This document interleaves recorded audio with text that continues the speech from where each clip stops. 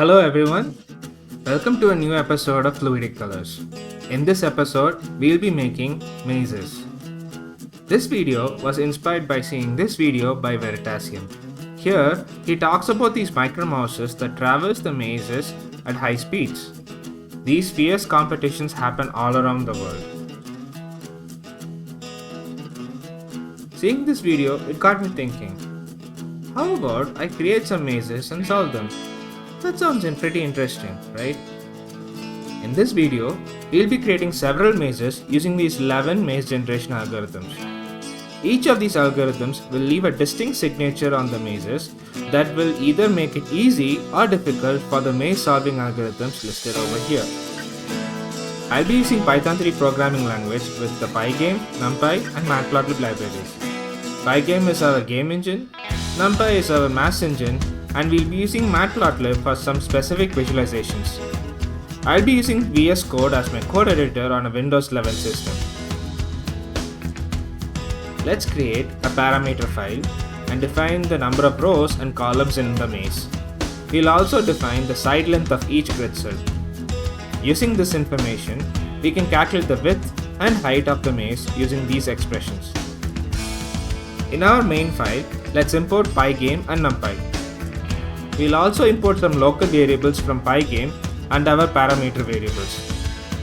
Let's initialize Pygame as well. Let's create a Pygame screen object with the width and height defined in our parameter file.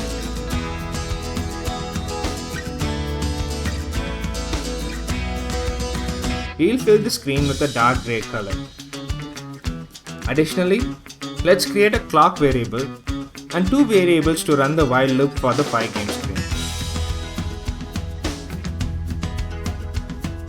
Now, let's create a game loop. We'll scan through all the events and isolate the key down events first. If you press the backspace key, we'll tell our game to shut down. If you press the P key, we'll tell the game to pause or resume based on the game state. Also, when the user closes the application, we'll tell the game to shut down. We'll also add in the update function to refresh every frame and call in our clock function. In our parameter file, let's add some color variables and our FPS variable. Now, let's run our main file and we get a blank screen. Good, things are working. Let's add in two parameters to anchor our game window to a fixed position. We'll also add in a few more input parameters such as the starting and ending point of the maze, the font size, wall width, and a few more variables which will come in handy in the future. We'll also add a variable to set up a random chance to convert a cell to a block. This will be useful in testing our maze solvers. We'll also create a random seed variable for application and testing.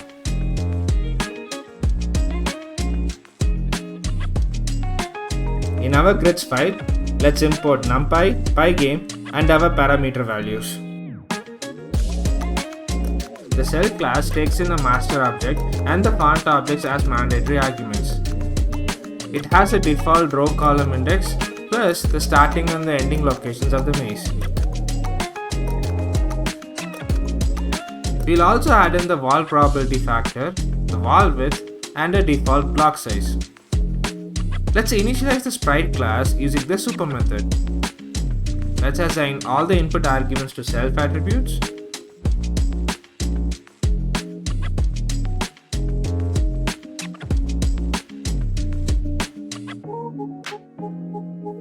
We'll import the colors from the parameter file, and additionally, we'll create a self attribute called freePath and a dictionary to hold the wall visibility information.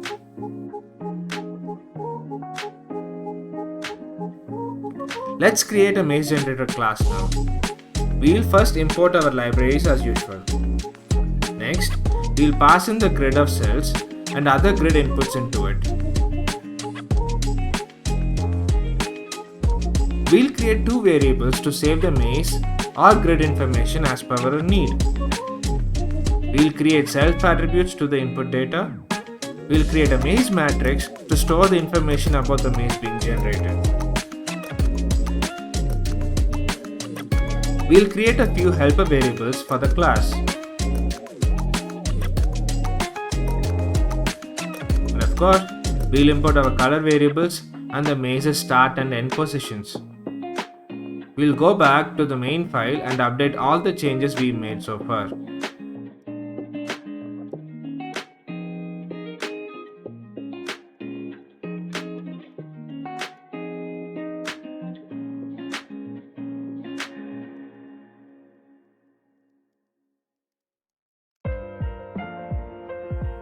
Now it's time to create a grid of cells.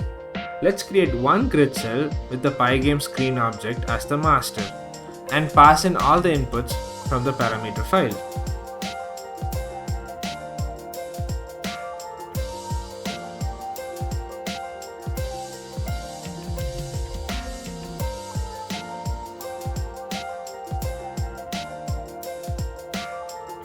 With all this ready, if we run the main script again, we still get a blank screen. Well, that's because we haven't drawn any shapes yet.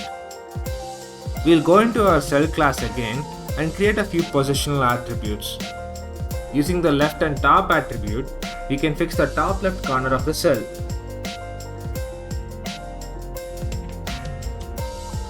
We'll subtract twice the wall width from the side and assign this value to the cell's width and height. This will enable us to draw the walls separately. We'll create a surface object by drawing a rectangle with the given default path color. From this surface, we'll extract the cell center coordinates for future use. After this, we'll invoke a new method called drawBlock. This method is rather simple. If the cell is a free path, it will redraw the cell as a free path. Otherwise, it will redraw it as a block or obstacle. Now, both of these functions are achieved by the same method, drawRect, with a different default cell color. This method redraws the surface attribute and also invokes the drawWalls method. This we'll leave it empty for now. With this updated information, if we run the main file again, we get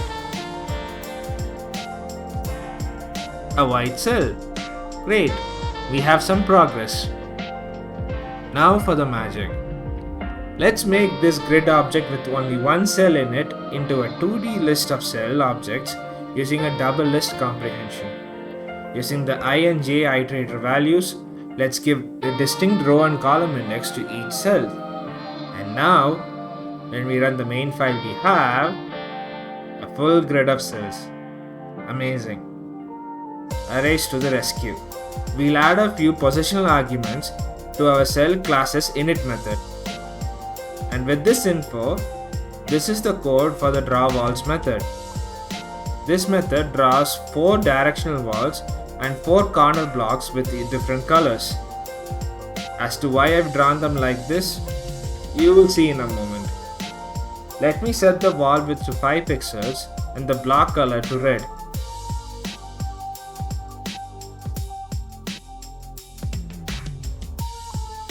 If I run the main file now, we'll have all the cells' walls drawn in this orangish red color. Let me temporarily hide the corner blocks for each cell and run the file again. You can clearly see the black gaps at the corners of each cell.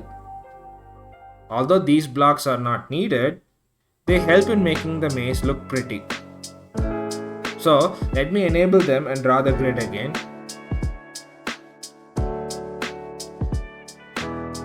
And there you go, no gaps in the walls.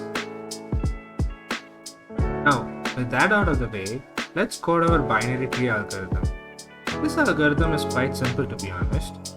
First, we scan through all the cells in the grid sequentially. Second, for each cell, we randomly pick the east or the south neighbor.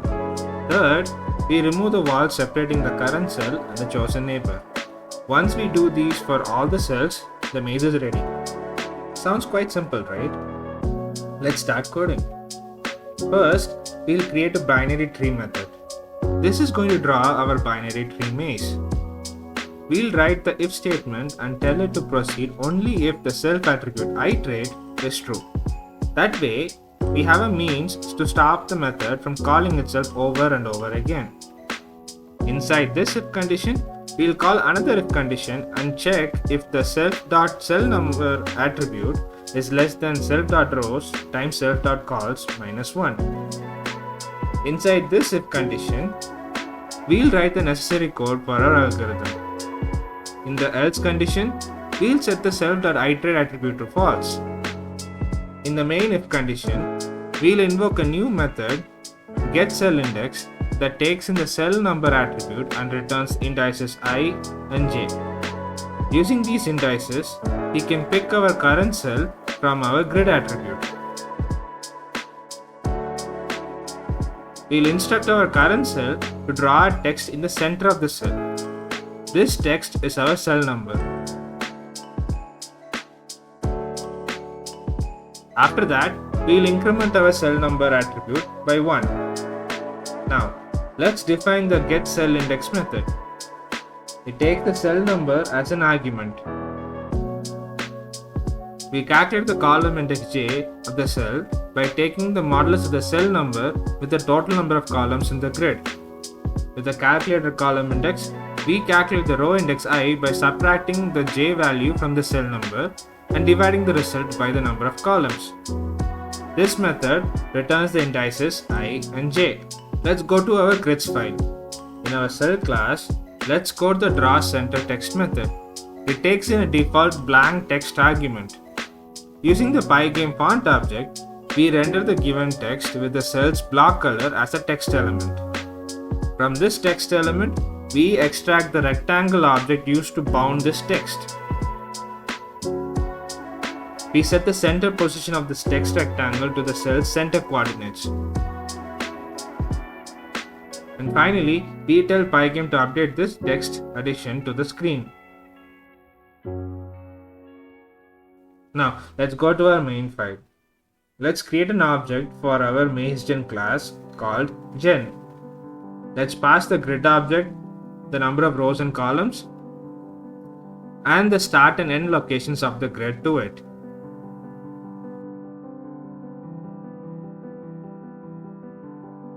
In our event loop, let's set the space key to run the binary tree algorithm only once. Below the event loop, we'll call the binary tree algorithm to keep running every iteration under the resume condition. Let's also set the S key to take a screenshot of our maze using the Pygame's image method. In our parameter file, let's set the number of rows to be 11 and the number of columns to be 21. With this, if I run the code, the algorithm scans through all the cells and writes the cell number in the center of the cell. Pretty cool, right? If I run this again in slow motion, you can see that the algorithm starts counting the cells from the top left corner of the grid to the right side in each row. Subsequently, it passes through all the cells. So we have proof that our scanning is working fine. The final cell has the number 230, which is exactly one shot of the total number of cells in our 11 by 21 grid, since the cells are numbered from 0. We can do the counting along the columns too. For this, we calculate the row index I by taking the modulus of the cell number using the number of rows.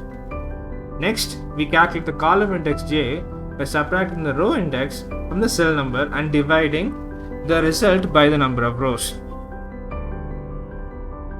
With this setup, if we run the code again, you can see that the cells are numbered along the columns instead of rows. A neat trick, right? You can use this trick to change the direction of scanning if you need. Back to our binary tree method. Let's extract two outputs, a valid neighbor boolean and a neighbor cell, by invoking a new method called GetBinaryNeighbour. This method takes in the current cell's row and column index I and j. if we do get a valid neighbor, we'll invoke a new method called removeWalls. This method takes the current cell and the selected neighbor as arguments. Additionally, we'll tell the neighboring cell to color itself in yellow. Below the if condition, we'll tell the current cell to color itself in green to indicate that it is completed. Let's define the getBinary method. This is the definition of the getBinary method. Basically, it collects the neighboring cell to the south and to the east of the current cell using the current cell's row and column index. That it picks out one neighbor randomly. I've included and commented out the code to pick the north and west neighbors as well, in case if you want to tweak things around. Similarly, let's define the removeWalls method. This is the definition of the removeWalls method. Here, we extract the row and column indices of the two cells into separate variables. Then, we find the difference in the row indices and the column indices separately. Based on the differences, we can identify the positions of the current cell and the neighbor. Now, all we have to do is disable the appropriate partitions between the current cell and the neighboring cell by setting the wall bool's arguments to be false. This condition makes the walls invisible in the cells. We are almost there. We need to add a few more helper methods to the cell class. Let's define the getCellIndex method in our cell class. It will take a cell number and return the cell's row and column index. Let's define a method to fetch the cell's center coordinates. Let's also define a method to fetch the cell's row and column indices. Additionally, we'll also define a method to find the cell's cell number using the column and row indices. With all this ready, if we run the main program, we have the binary tree maze generation algorithm in action. Wonderful. Let's run this algorithm again for a bigger grid size. As it scans left to right, it removes the walls between the current cell and the neighbor. It also marks the current cell in green and the neighbor in yellow. There are two signature characteristics of a binary tree maze. One is the presence of these tree-like branching walls. The other is the presence of two distinct corridors in the maze. The tree-like branching walls gives the name binary tree to this algorithm, as these tree branching resembles the binary tree structures used in computer science. In our algorithm, we are randomly picking the bottom or the right neighbor for each cell.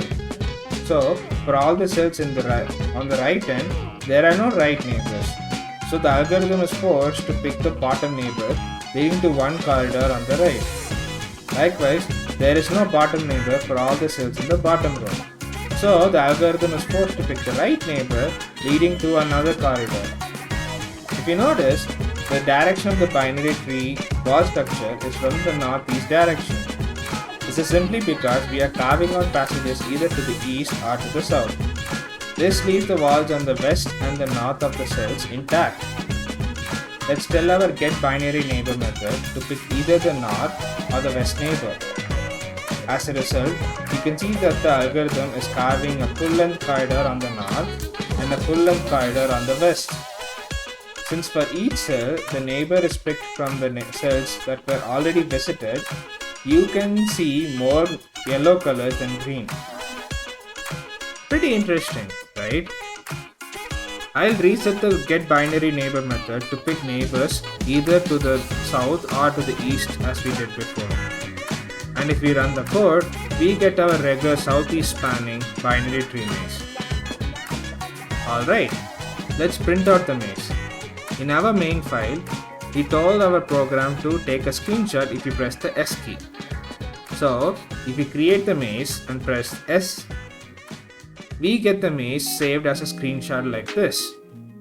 Wonderful. Now, we need a way to export this maze information in case if we want to save it for future use. For that, once the maze is created, we'll call the export maze info method. Let's define this method right now. It checks if the iterate attribute is false. That way, it won't export the information when the maze is not finished. Inside a double nested for loop, we'll create 4 variables n, e, s and w. These values are either 1 or 0 depending upon the values of the wall boards attributes in the cells. We'll concatenate these values to create a binary number string and then save it in the maze matrix as an integer. Once all the information is recorded, we'll save the maze matrix as a NumPy data file. Now, if we run the maze generation algorithm again, once the maze is created, you can see a NumPy file called maze.npy. These files will come in handy in the future. Let's start creating mazes using the Aldous-Broder algorithm.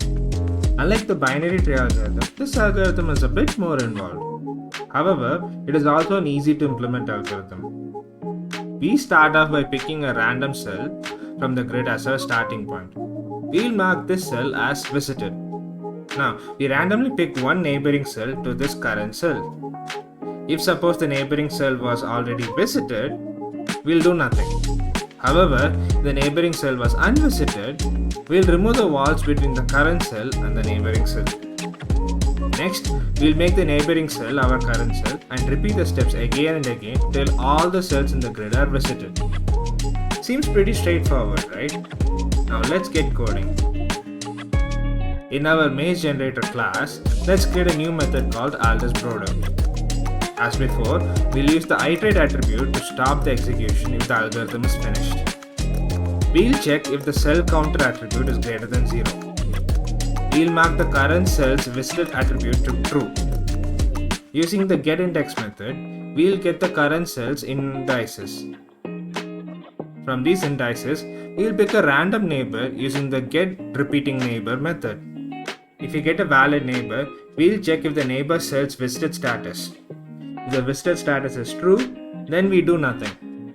If the neighbor is unvisited, we'll use the remove walls method to remove the walls between the current cell and the neighboring cell. We'll mark the neighboring cell as visited and decrement the cell counter by 1. We'll color the neighboring cell and the current cell in different colors. Finally, we'll make the neighbor our current cell. When the maze is finally done, we'll print out some exit statements for our convenience. Then, we'll make the iterate attribute to false, and we'll call the export maze info method to export the maze. Let's go to the init method and add the cell counter attribute. It keeps track of the number of unvisited cells in the grid. Its value is the total number of cells minus 1 since we are starting with the current cell. We also need a cell to start the algorithm. We'll call it current. For simplicity, we'll assign the starting cell of our maze to be our current cell. Finally, we have to define the GetRepeatedNeighbour method. This is its definition. We'll start with an empty neighbor list. We'll add all the 4 potentially possible neighbors to the list. From the list, we'll randomly pick one neighbor and return it. We'll write some default values in case we hit a snag. Let's go to our main program and replace the binary tree invocations with the Aldous-Broder algorithm invocations. Once we run this file for 11 by 21 grid, we have the algorithm in action. All the completed cells are in green, while the active neighbor cell is in reddish orange. To understand this algorithm in action, let's run it on a bigger maze. As you can see, the algorithm nicely carves passages between the cells. Because the selection of the neighbor is completely random, you'll notice the passage generation being quite random and the maze does look realistic. This is a big advantage over the binary tree algorithm, as these mazes look realistically random instead of a tree-like wall structure randomness seen in the binary tree mazes. However, you'll notice soon enough the main problem with this algorithm. Since we don't have any constraints on the neighbor to be chosen, this algorithm has no bias to pick unvisited neighboring cells over visited neighboring cells. So, it spends a vast majority of the computation time meandering in the visited space, making no progress in making the maze. This problem aggravates as time goes on. This is the biggest flaw in the algorithm. Due to this flaw, this algorithm is quite inefficient and takes an enormous amount of time to create the maze. This maze you see on the screen took about 13 minutes and 30 seconds to finish. So, if you are going to implement this algorithm, do it only for small grid sizes. This algorithm, although it produces mazes with a good amount of randomness, is not recommended for larger grids. We have better algorithms for it. Let's start creating mazes using the HuntAndKill algorithm. This algorithm is a direct improvement over the Aldous-Broder algorithm.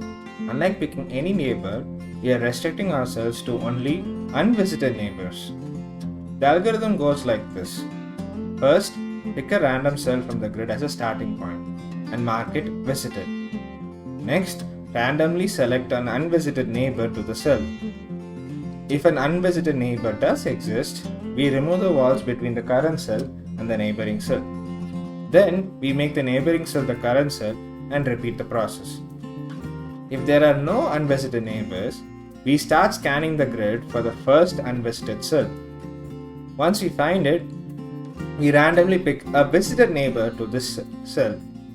We remove the walls between this selected cell and the neighbor, thus connecting this cell to the partially formed maze. Finally, we make this selected cell the current cell and repeat the steps. We repeat the steps again and again till all the cells in the grid are visited. Now you might be wondering, this sounds complicated. Well, to be fair, it is a bit complicated. However, once you understand this, it is not that challenging to code actually. Well, let's get going. Let's create the hunt and cell method. As usual, we'll start with the self.iterate attribute check using the if statement. Inside it, we'll check if the cell counter attribute is greater than 0. We'll mark the current cell as visited. Using the getIndex method, we'll get the indices of the current cell. Now, using the indices, the method GetUnvisitedNeighbour will return an unvisited neighbor for the cell. If there is a valid neighbor, we remove the walls between the current cell and the neighboring cell. We'll mark the neighboring cell as visited. We'll decrement the cell counter variable by 1. We'll color the current cell and the neighboring cells in yellow and red respectively. Finally, we make the neighboring cell the current cell.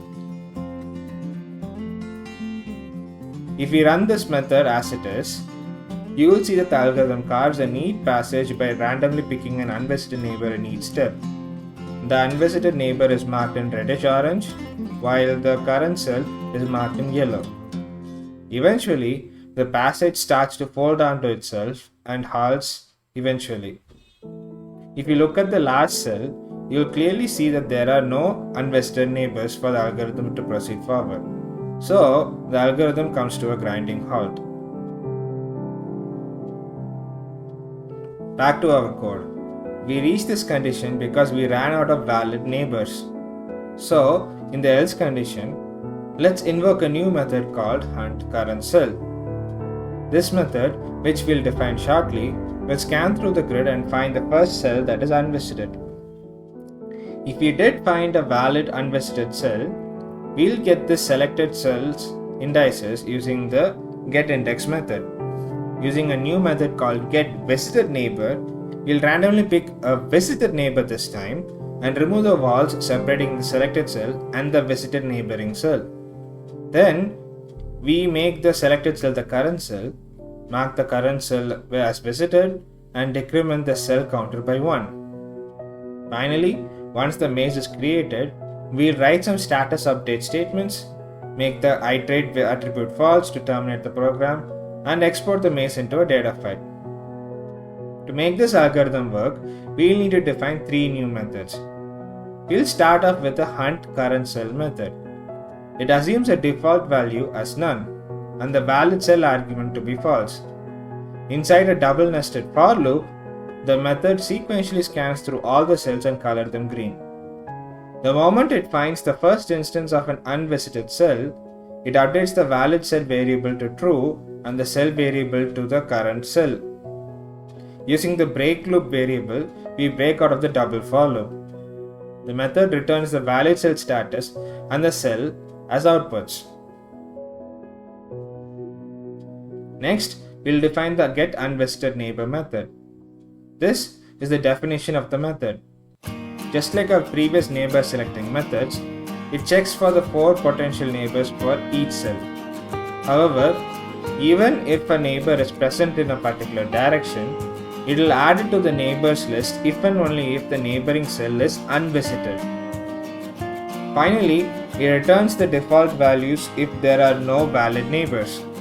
If there are valid neighbors, it picks a neighbor randomly and the method returns the updated default values. Additionally, for this algorithm, we also need the GetVisitedNeighbour method. This is the definition of the method. We notice this method works identical to the GetUnvisitedNeighbour method. The only difference is, instead of filtering for unvisited neighbors, it filters for visited neighbors. This way, it will return a visited neighbor when invoked and return default values when it finds none. With the final update, let's run our algorithm. And sure enough, we see the algorithm in action. This algorithm is quite fast and efficient that it is able to transform the grid into a maze quite fast. So let's increase the size of the grid and make it a 99 cross 189 grid and run it again. As you can see, even in this big grid, the algorithm is decently fast. I am intentionally running it slow. It carves yellow passages by randomly picking an unvisited neighbor in each step marked in reddish orange. Once it runs out of unvisited neighbors, it starts the scan for a new unvisited cell. All the scanned cells are in green color. Once it finds an unvisited cell, it connects it with the adjacent visited cell and proceeds with carving passages. I believe the name for this algorithm is inspired by a hunter hunting a prey. You can imagine a prey running randomly to avoid getting caught by the hunter. In this process, it carves the yellow path. Once it reaches the dead end, the hunter catches it and thus kills the prey. So the hunter now scans the grid for a new prey to hunt. Once the hunter finds a new prey, the hunt is on and the cycle repeats till there are no prey left to capture. This is an interesting metaphor for the entire algorithm if you ask me. While the maze that is getting generated has randomness, it is characterized by the presence of dead-end passages. This is understandable as the algorithm generates the maze by carving passages. So, this maze is particularly preferred in cases where you want to make long passages. This is a modest improvement over the Aldous-Broder algorithm as it does not spend a lot of time moving into carved passages. However, there are 2 downsides to this algorithm. One, the passages often terminate leading to many dead ends, and thus it forces the algorithm to invoke the scanning section to restart the passage carving. Second, as time goes on, we'll have less unvisited cells and more visited cells. This leads to much more shorter passages and longer scanning times. So, while this algorithm is functional and usable, we can see that there is room for improvement. While coding this algorithm, I did have a curious thought. So, let me comment the code where we connect the selected cell to the visited cells and run the algorithm. For a while, it seems normal, but sure enough, the problem becomes obvious. Because we don't connect the selected cells to the visited cells, we start to notice these boxed enclosures all over the grid. While this does give a nice challenge for maze traversal and aesthetic appeal to the maze, it is quite possible for you to get mazes with closed off isolated sections that don't connect with the rest of the maze. So, do keep this characteristic in mind if you're going to implement your own mazes. Alright, let's move on to the recursive backtracking algorithm. Now, when you search for this algorithm in the internet or in literature, you'll often see people refer this algorithm with an alternate name, namely the randomized depth first search algorithm. Either way, both the names mean the same algorithm. Okay, to get started, you pick a random cell from the grid and add it to a stack. Next, pick the last added cell from the stack. This is our current cell. We mark it visited. Now, try to pick an unvisited neighbor for the current cell. if a valid unvisited neighbor exists, you simply remove the wall separating the current cell and the neighboring cell. Next, add the neighboring cell to the stack.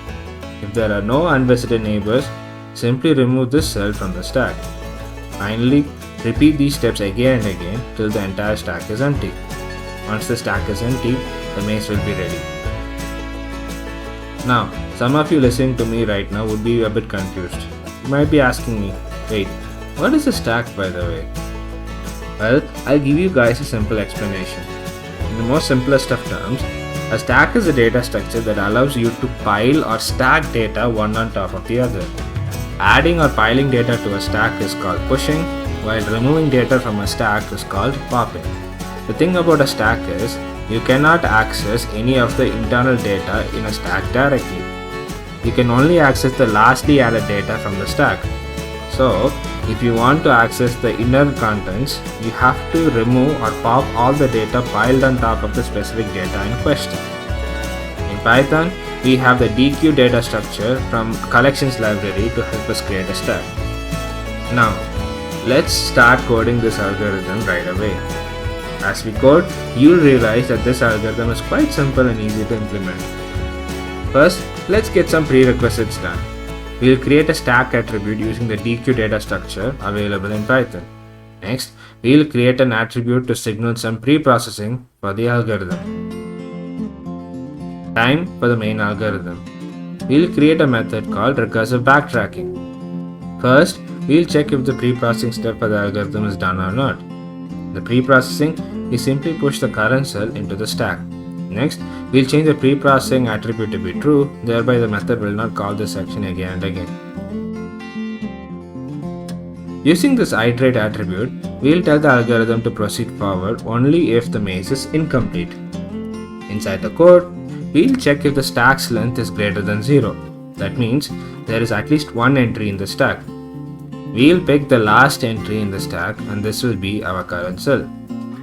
We'll mark the current cell as visited. We'll get the I and j indices of the current cell using the getIndex method. Using these indices, we try to fetch a valid unvisited neighboring cell using the GetUnvisitedNeighbour method we defined in the previous sections. If we do have a valid neighbor, then we add the neighboring unvisited cell to our stack. Now, this cell will be on the top of the stack. Next, we'll remove the wall separating the current cell and the neighboring cell using the remove walls method. Next, we'll color the current cell in yellow and the neighbor in red for our reference. But now, let's not implement the data removal from the stack. Let's complete the part of the algorithm where we export the maze and shut the interactions. Now with this code ready, let's invoke the recursive backtracking algorithm as it is and see what we get. The algorithm tried to carve a passage by picking a random neighbor in each iteration, and it worked for a few steps before the algorithm came to a grinding halt as the last cell does not have any unvisited neighboring cell to go to. Now this is where we have to incorporate the data removal from the stack. In our code, if the algorithm could not find a valid unvisited neighbor, it checks if the stack is empty. If the stack is not empty, we remove the last cell from the stack using the pop method. We'll color this cell in green to indicate it is not in the stack anymore. With this addition, if we run this code again, you can see that the algorithm starts backtracking whenever it reaches a dead end. Basically, the algorithm tries to carve a passage as long as possible by picking a valid unvisited neighbor in each step. If it encounters a cell that has no unvisited neighbors, it simply discards the cell, marks it in green, picks the cell that is on top of the stack and proceeds forward.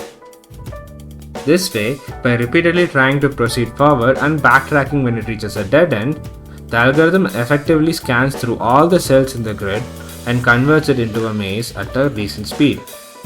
Quite elegant, isn't it? To see this algorithm in full action, let's run this algorithm on a 99x189 grid. We will set both the path color and the block color to dark gray to start the grid with the plain nearly black grid. And once we start the algorithm, we see it in action quite clearly. all the cells in dark gray are the unvisited cells the algorithm has not yet visited at a particular instance of time. That means the algorithm is yet to visit these cells. All the cells in yellow are the cells visited by the algorithm once. The astute people among you would have noticed that the yellow cells are the ones that are currently in the stack. As for the green cells, well, these cells are those that ended up not having any unvisited neighbors to continue forward, and thus these are the cells that got discarded from the stack. So in other words, the green cells are the cells visited by the algorithm exactly twice, once to add them to the stack and once to remove them from the stack. Since the green cells are not in the stack anymore, the algorithm will not visit these cells again. With this information, you could actually calculate the maximum length of the stack. In the extreme case wherein the algorithm never backtracked even once, then the stack would have added all the cells in the grid. So, the maximum stack length needed will be the total number of cells in the grid. Additionally, you can calculate the memory needed for the full stack by multiplying the memory size of one cell times the total number of cells. And since the algorithm visits all the cells exactly twice to make the complete maze, the number of steps it takes is twice the number of total cells in the entire grid. And that's that. Now, this algorithm is an excellent choice for creating mazes quite easily and efficiently. Since this algorithm needs a stack data structure to run, the requirement for having a decent memory is a must.